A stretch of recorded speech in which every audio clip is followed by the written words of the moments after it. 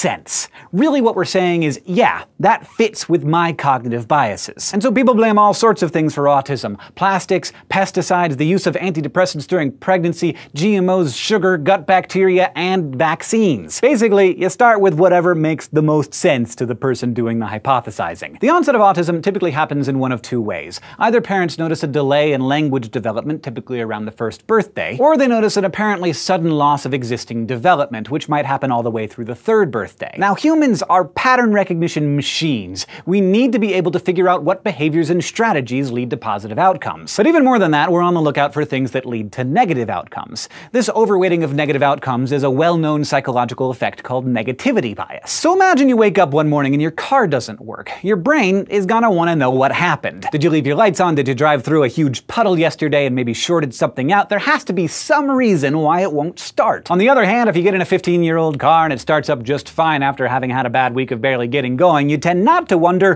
what went right? We spend far more cognitive resources attempting to figure out why a bad thing happened than we do trying to determine why something good happened. In psychology, the search for these explanations is called explanatory attribution, and different people have different explanatory styles. Some people are more prone to blame themselves, while others search for an external event to blame. But one thing is clear, we are very bad at not blaming anything. It's not surprising that parents of children with autism, especially parents who notice a sudden loss of previous development, will search for a possible cause. And when the most significant recent event in the health of a child was a vaccination, as can be said for many moments in the life of a young American, we might identify that as a potential cause and deem that link worthy of further examination. Now, this is completely logical.